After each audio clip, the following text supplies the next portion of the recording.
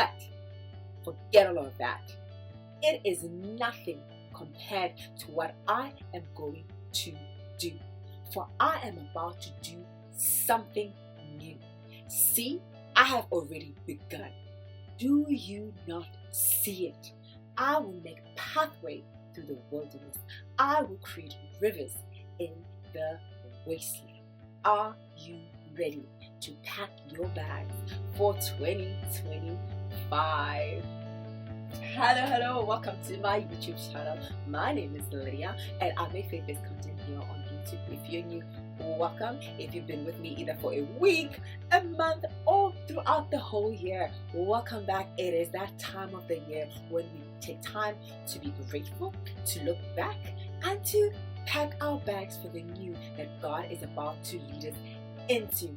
Whether your year has been amazing, whether it has exceeded every expectation you've had for it, or whether it was so-so, or whether you feel like you could have done better, or whether it feels like it was just full of pain, regardless of that, God is saying to you, forget all of that. I am doing something new, and it is nothing compared to what you have experienced. 2025 with God can be indeed your best year yet. So what do we need to pack our bags for 2025? Firstly, let go.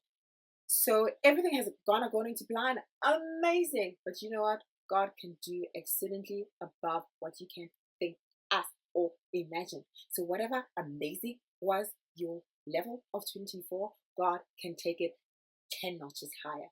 Has everything gone not so according to plan? You knew better but didn't do better? Let go. Let it go.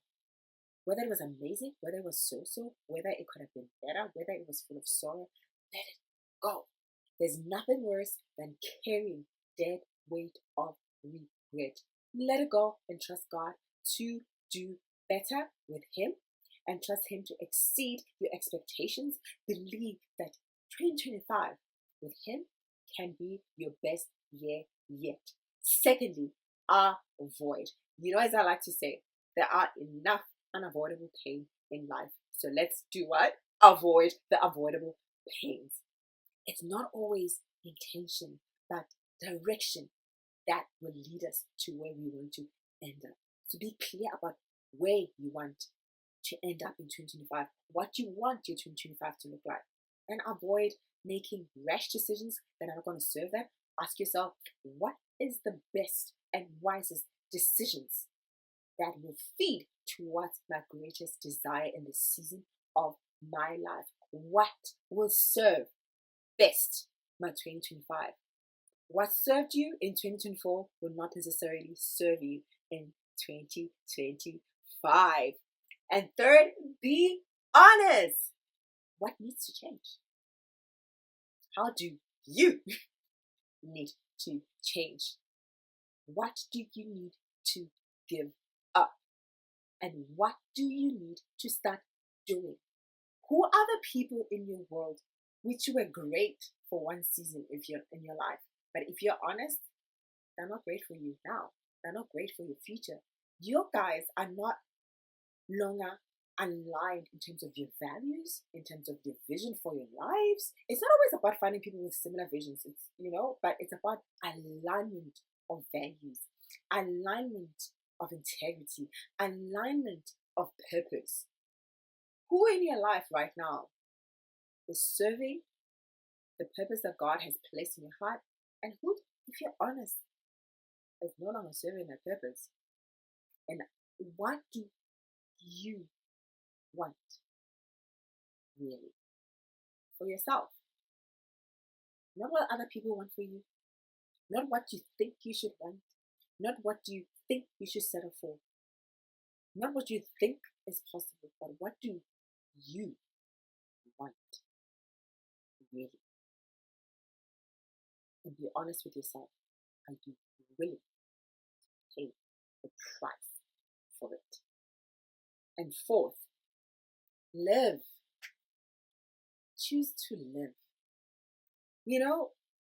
There's different seasons of life, and the seasons where sometimes, let's be honest, we feel like we're in survival mode. We feel like we're in responsibility mode. I know those, and I don't like those where you feel like you're constantly having to be the responsible one. You constantly have to be the one that's doing the right thing, when everyone else around you has the luxury of dropping the ball, has the luxury of not being responsible, but because you're going to carry it.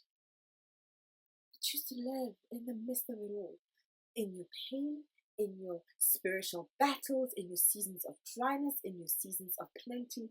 Choose to live. It may not feel like a thriving season, but choose that in this one life that you have, you're not going to waste it. You're going to milk every moment. You're going to treasure every day, because this is the only day you will ever have of 2024. Once it's gone, it's gone. So choose to live. That going forward, no matter what else is going on in your life, you are going to experience fully each day that you get to breathe, because someone else is not. And last but not least, dream again. Paul said, God can do anything, far more than you could ever imagine or guess or request in your wildest dreams. He does it not by pushing us around, but by working with us. His Spirit deeply and gently with us. I also love it in the TPT. It says, never doubt God's mighty power to work in you and accomplish all this. He will achieve infinitely more than your greatest request, your most unbelievable dream, and exceed your wildest imagination. He will outdo them all, for his miraculous power constantly energizes you. Dreaming you dream. So you failed this year? So you were disappointed this year? So you were hurt this year? So you were dumped this year? So you did the dumping this year? So you got divorced this year? So you unfortunately maybe had a miscarriage this year? So your business didn't do so well? So you didn't get to do what you thought you were going to do? So the dream that you held dearly, died, so to speak. Dream again. Don't sit in despair. Rise above it. And whatever you think, whatever you can imagine, know that God is there to exceed it. He wants to. But you first must do what?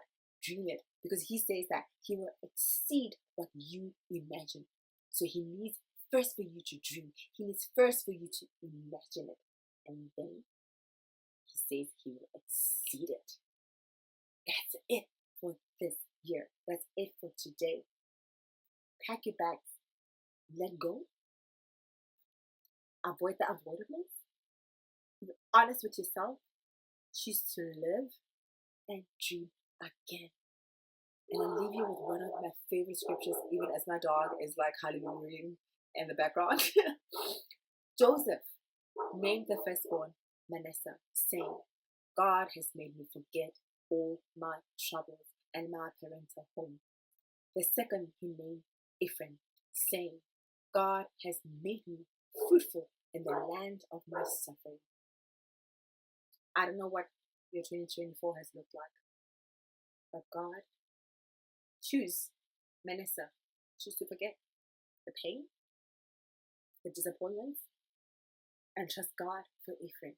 That God, whether it's in relationships, whether it's in finances, whether it's in family, whether it's in business, your career, whether it's in ministry, whatever area has been a consistent area of pain and suffering, trust God to give you your Ephraim, to make you fruitful in the very land, in the very area of your grief and your suffering.